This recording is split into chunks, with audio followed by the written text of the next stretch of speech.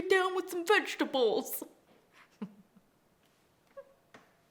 Wrap it up. Hi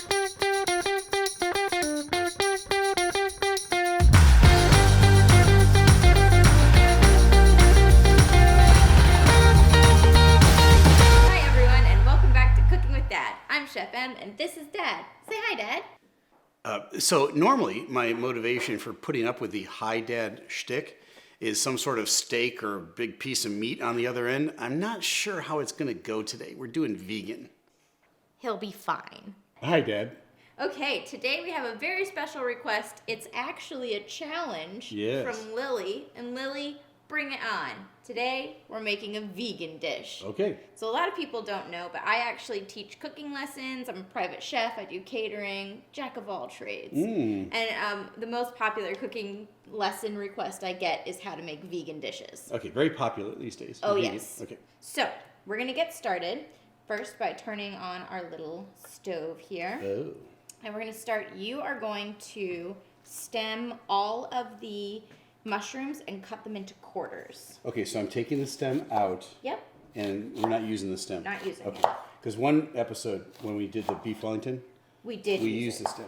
And if you didn't want to waste the stem right now, you could save it and make a mushroom stock with it, which would be really delicious. Okay. It really reinforces the mushroom flavor. I don't want this stew to be overly mushroomy. Okay, so do you mind if I ask you vegan questions as we go? No, please do. Because I'm not a vegan and I'm not even a vegetarian, but I don't mind learning how to do this, and I think a lot of our audience, wants to know how to eat better and all that stuff. Yep. So, all right. So, what's the difference between a vegetarian and a vegan?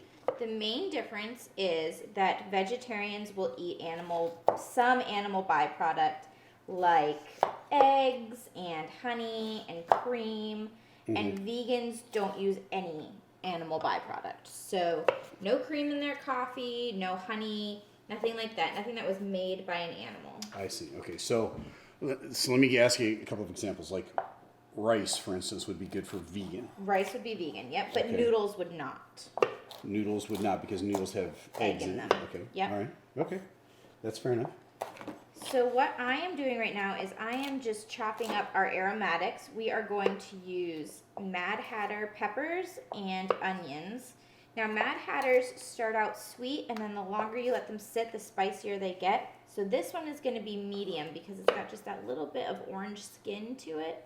And it's not fully red yet. If it was fully red, it would be so super duper spicy. So what if you can't find a Mad Hatter at your... You could use a Serrano or a chili, just like this one. We're going to use a little bit of this one too because I want it to be a little bit spicy. Okay. So M comes with this Mad Hatter pepper. I've never heard of one of those in my entire life. And the first thing I thought was, where in the world do you get a Mad Hatter pepper, like Alice in Wonderland? Well, apparently you can get them at most of your stores now. Who knew? Apparently not me. And now I'm going to throw my onions in and let them get started over the low heat and kind of come up to temperature with the onion, or with the oil. Same with my peppers and my minced garlic. Just put that in. And it's a lot of garlic. This is about 3 or 4 cloves of garlic because you want that nice strong flavor. Mm-hmm. And while you do that, I'm going to find a spoon. Stir everything. Once your mushrooms are done, we'll go ahead and put them right in with the onions and the peppers because we want them to get nice and soft. I've quartered everything. Okay, and throw them right in. And then we'll get started on our next vegetables. Okay. So the lovely thing about a vegan dish is you can get a lot of different textures into it without having to use meat, for example. Okay. So one is a rutabaga. I love rutabaga. Ooh. Rutabaga is not the most common ingredient, but if you want to be creative with it, you could peel it and mash it like potatoes. You could slice it and fry it like a French fry. Basically, anywhere you're gonna use a potato, you can swap a rutabaga for. So we are going to start by slicing off the top. Now these are nice and firm, starchy vegetables, so it takes the place of potato. And it's going to be filling too, which is But nice. potato would be vegan. Potato would be vegan. Okay. Yep. It's going to add the thickening that we want. I just didn't want to use potatoes because it's cliche.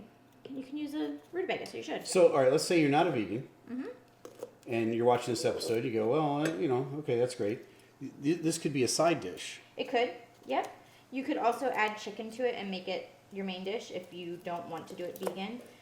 We actually, at my Did we home, just commit a sacrilege by saying put chicken in it? put chicken in it, yeah. I In don't know my if that's home, a bad thing. we do meatless Mondays. Uh-huh. So this would be a great meatless Monday dish. So I started already on these. You want me to chop these up? Yes, they're going to go in towards the end because we want to keep their beautiful color, but we are going to use all of like that. this. Yep. Okay.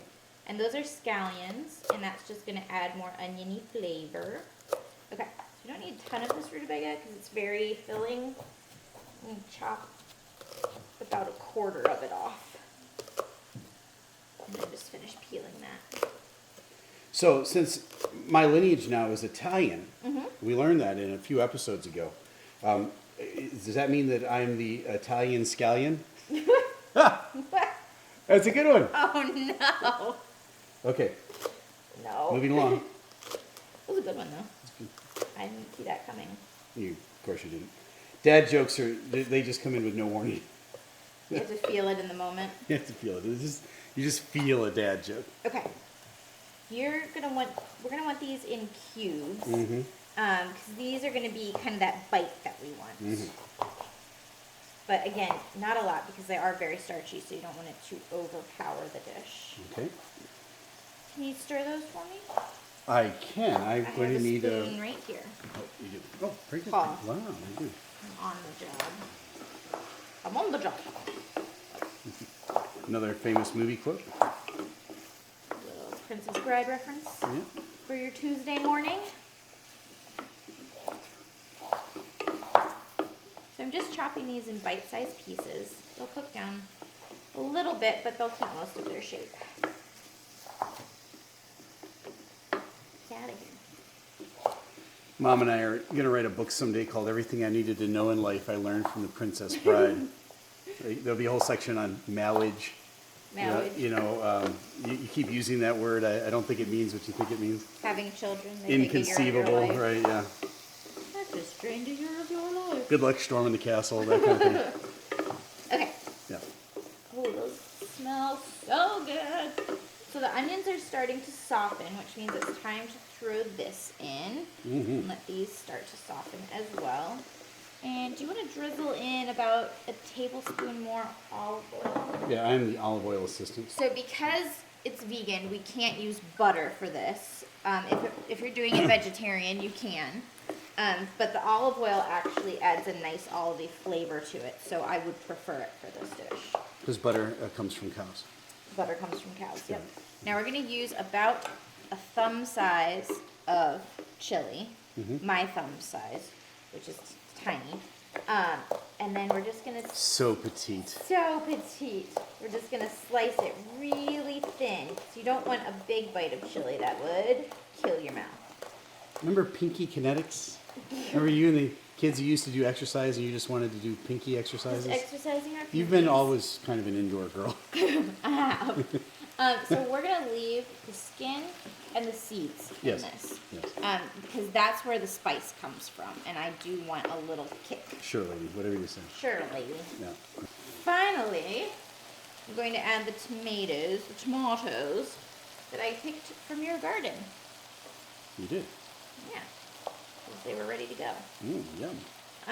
This is a great way to use up local produce. So head to your farmer's market and buy whatever they have that's fresh, and then use it up because there's no vegetable that won't go well in this dish. You could add okra, you could add, oh goodness, there's a million things. And if you're vegan, you most likely have some sort of your own vegetable garden anyway. Yes. Ooh, you know what would be A lot really of good people is do. eggplant in here. Oh, yeah. I would use the eggplant in place of the rutabaga. Mm-hmm. The Okay. eggplant would make it more like a ratatouille. You could throw some zucchini in here. But let's say, all right, so rutabaga and eggplant are two totally different consistencies, though. So They are, how do you but not overcook the eggplant? throw it in towards the end. A what? So instead of throwing it in right away, You would just throw it in at the end. Oh, at the end. I thought you said the Zen. The Zen. Well, when you feel a place of full peace with That's your the dish, Zen. that's when you put That's- your eggplant in. At the Zen of all things. Yes, I see how that works. Okay, yes. I feel totally at peace with this dish. Zenderland. All right, I'm gonna throw some tomatoes That's in, and you want zenderful. all the juices that come with the tomato. Oh man, this smells great. Yeah, it really does. Yeah. It's honestly good for a really warm or a really cold day because it's so warm and delicious. Serve it with a piece of baguette, and you're good to go. So rewatch this episode and send it to all your friends in the middle of the winter. Yes. Now I am going to open our can of tomato sauce. You don't need a ton because we're not trying to make this a tomato dish, but this is just going to be the liquid. Would you like me to help you with that? Yes, please. This Because is the old lady eye terrible. candy over here is a little bored. I hurt my hand. Holy really terrible. Okay, and while you do that, I am going to pick our oregano. For the other herbs, we're going to put in basil, parsley, and oregano. But for the basil and parsley, we'll do those at the end so they don't turn black. Okay. The oregano Am I is a pouring more this in? hearty herb. Yep, put right There in. we go. So we're going to throw this in right at the beginning. And we're not going to chop up the oregano. We're just going to rip it up. There we go. Now we need salt and pepper. You need to make sure you season all your dishes. Tell me when.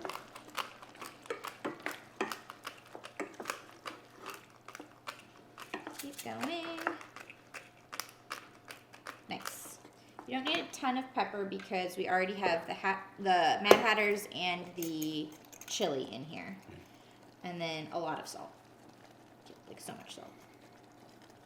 Keep going. It's hard to get a lot here. There, that's good. And then we're just gonna let this simmer until the rutabaga is soft and everything has had a chance to thicken and come together, and then we will throw our herbs in. That's when the onions go in? That's when the onions go in. Okay. We'll be right back.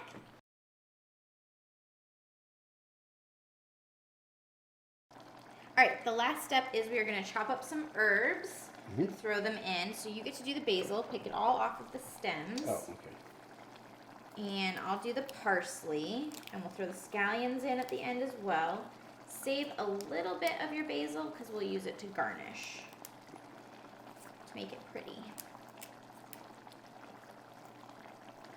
And when you're using fresh herbs, you want to use more than you would if you're using dry herbs because dry herbs are more potent This than fresh. basil smells really good. Yeah, I clipped it right out of your garden.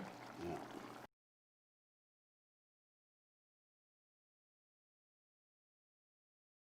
Okay, there we go. It's nice and thick and stewy, so now it's time to plate up. Mmm.